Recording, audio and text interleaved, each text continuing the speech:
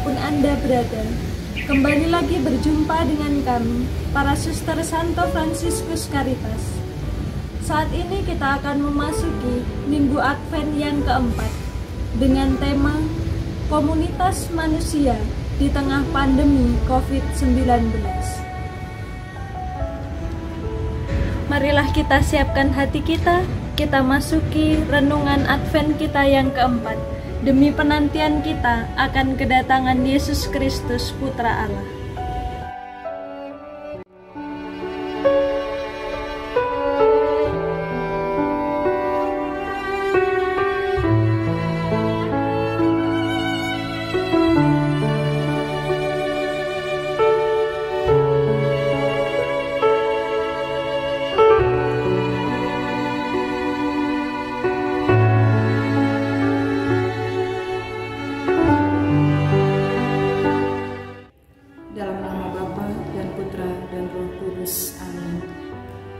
Semoga rahmat dan damai Tuhan kita Yesus Kristus beserta saudara sekalian sekarang dan selama-lamanya.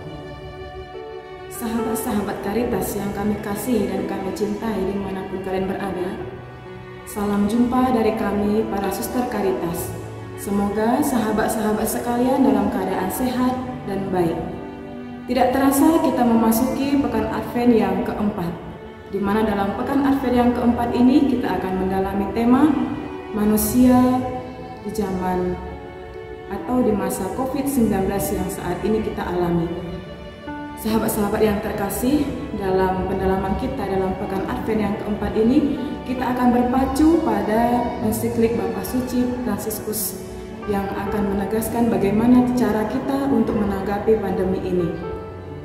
Dan sahabat yang terkasih, mari kita semua bersatu hati bersama dengan Tuhan, menyampaikan segala harapan dan doa kita. Terlebih dahulu kita menyesali segala dosa dan kesalahan kita, agar kita sungguh layak dapat merenungkan sabda Tuhan yang akan kita renungkan pada pertemuan kita yang keempat ini. Kita hening sejenak.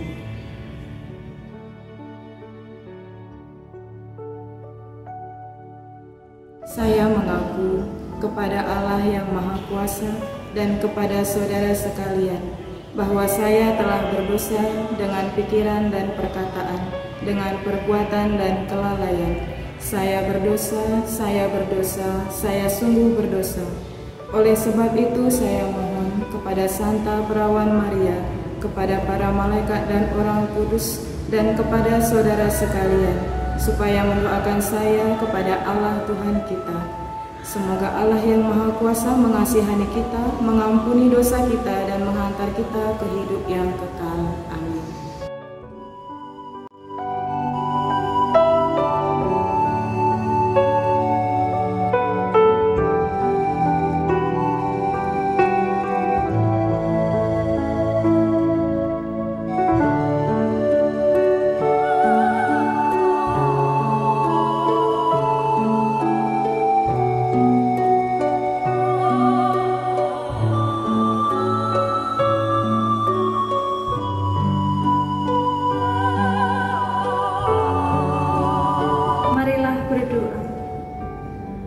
Bapa yang Maha Kasih, puji dan syukur kami haturkan kepadamu atas kasih, penyertaan dan pendampingan dalam masa-masa sulit kehidupan kami. Kini kami menyadari semakin mendekatnya hari Natal, yakni hari kelahiran Putramu Yesus Kristus. Dan kami menyadari betapa pengharapan kami hanya berpaut pada kelahiran Putramu Yesus Kristus.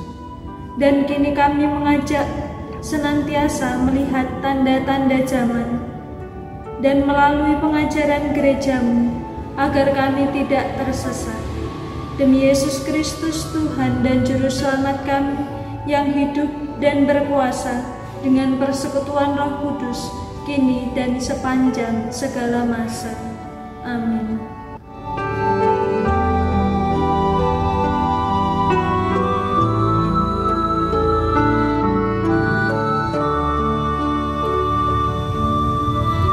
Dunia telah bergulat dengan pandemi COVID-19, bahkan sampai sekarang, dan kita pun tidak tahu sampai kapan akan berakhirnya.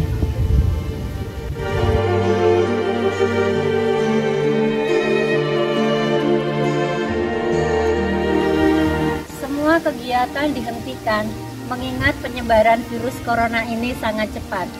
Bahkan kita terpisah dari orang tua, sanak saudara, dan orang-orang yang kita kasihi dalam kehidupan kita. Kita merasa terasing dari mereka karena begitu cepatnya penyebaran virus corona ini. Berbagai hal kita upayakan supaya kita terhindar dari virus corona ini. Kita mencuci tangan terus-menerus.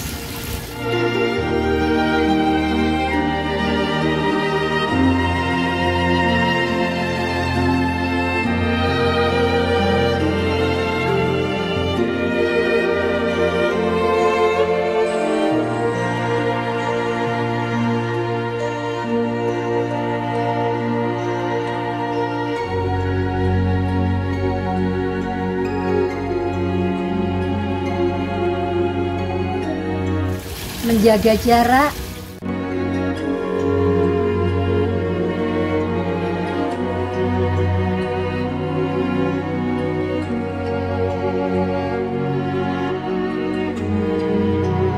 dan menggunakan masker.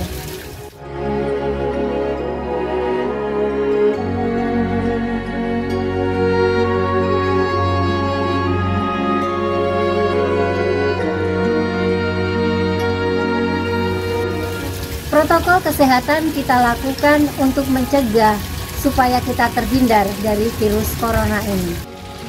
Namun kita tidak boleh lupa bahwa Allah menggunakan cara ini untuk karya keselamatan. Mata kita dibuka oleh Allah untuk melihat bahwa Allah berbelas kasih kepada kita melalui para tim medis yang telah merawat orang-orang sakit. Para pejabat pemerintah yang tak kenal lelah untuk memikirkan supaya bisa mencegah virus corona ini. Dan para donatur yang dengan rela hati memberikan bantuannya untuk mereka yang sangat membutuhkan.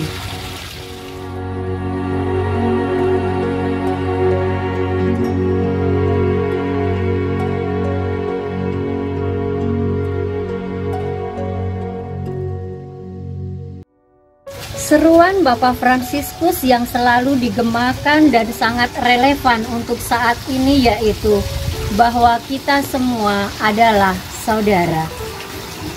Kita harus saling membantu satu sama lain, tidak membedakan suku, bangsa, agama, budaya, adat istiadat, dan latar belakang keluarga kita masing-masing. Sahabat-sahabat Caritas yang terkasih, dokumen komunitas manusia di masa pandemik ini mengajak kita untuk merenungkan realitas keras dan kejamnya hidup ini. Realitas bahwa hidup yang telah diambil adalah hidup yang pernah dianugerahkan Tuhan kepada kita. Dan kita sadar betapa rapuhnya kehidupan manusia. Inilah pengalaman keterbatasan manusia yang mencapai puncak pada peristiwa kematian. Tantangan bagi kita adalah, apakah kita dipanggil kepada kesadaran yang lebih mendalam lagi mengenai hidup ini? Ancaman terbesar bagi kita adalah lenyapnya makna komunitas manusia yang bersatu dan bersaudara yang dilandasi oleh nilai hakiki manusia. Jangan sampai kita kehilangan akal, patah semangat, putus asa, bahkan tidak bisa berbuat apa-apa dalam menghadapi masa pandemi ini. Kita harus mempunyai pikiran dan bisa membawa lompatan lebih jauh lagi. Minimal ada sebuah pemikiran untuk bersyukur dan berterima kasih kepada Allah atas anugerah hidup yang diberikan kepada kita hingga saat ini. Kita harus lebih kreatif dalam menjalani hidup ini. Inilah saatnya untuk lebih berkualitas merumuskan visi kelahiran baru dalam kehidupan kita. Bersemangat pertobatan baru yang menyelamatkan dunia, terutama komunitas persaudaraan antar manusia. Yang penting bagi kita adalah kita percaya, berdoa, dan berusaha serta berpengharapan terus-menerus bahwa Allah adalah sumber kehidupan kita.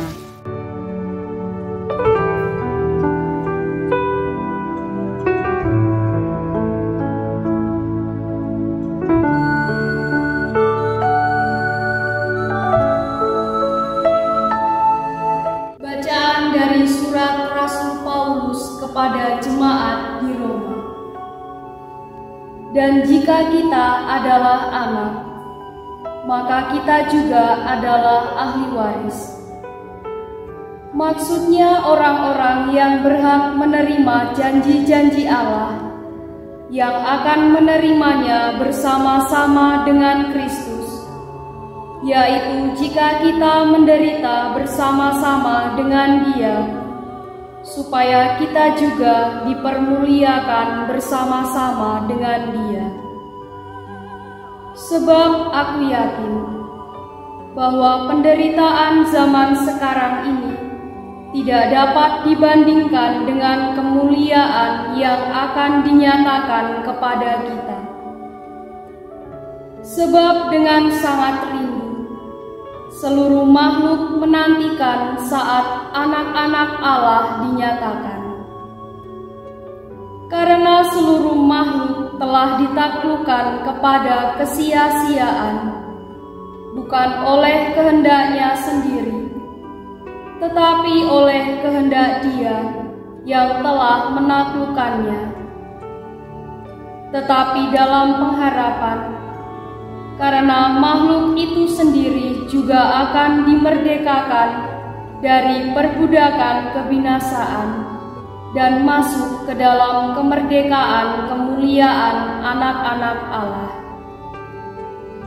Sebab kita tahu bahwa sampai sekarang segala makhluk sama-sama mengeluh dan bersama-sama merasa sakit bersalin. Dan bukan hanya mereka saja, tetapi kita yang telah menerima karunia sulung Roh, kita juga mengeluh dalam hati kita sambil menantikan pengangkatan sebagai anak, yaitu pembebasan tubuh kita. Sebab kita diselamatkan dalam pengharapan. Tetapi pengharapan yang dilihat bukan pengharapan lagi. Sebab bagaimana orang masih mengharapkan apa yang dilihatnya? Tetapi jika kita mengharapkan apa yang tidak kita lihat, kita menantikannya dengan tekun. Demikianlah sabda Tuhan. Syukur kepada Allah.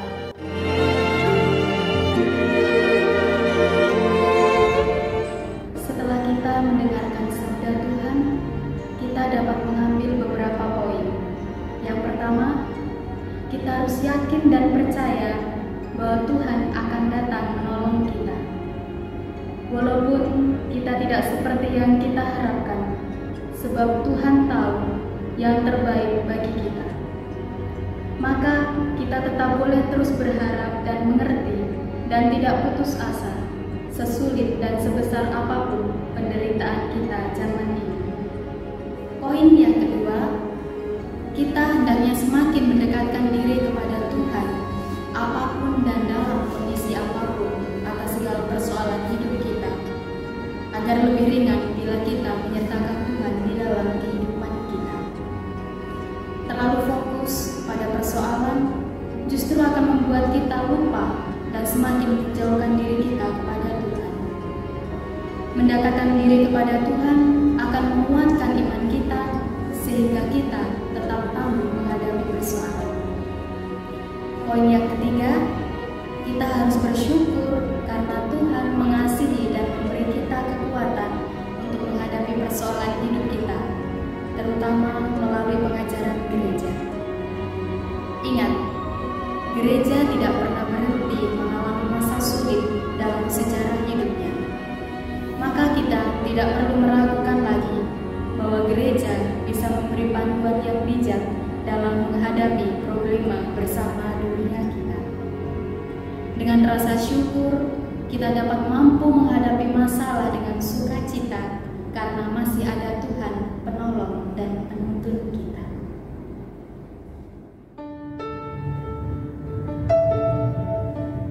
Marilah kita berdoa.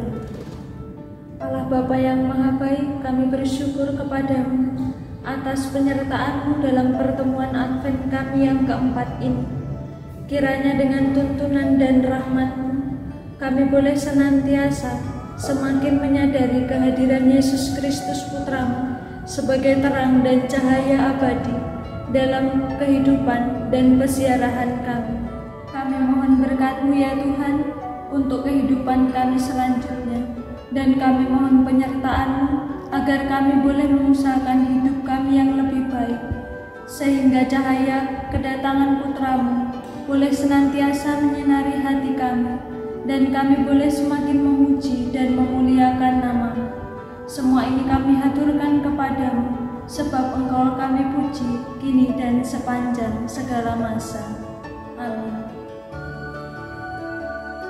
Tuhan sertamu dan sertamu juga. Semoga kita semua dilindungi dan diberkati oleh Allah yang Maha Kuasa, dalam nama Bapa dan Putra dan Roh Kudus. Amin. Dengan demikian pertemuan Advent kita pekan keempat ini telah selesai. Syukur kepada Allah.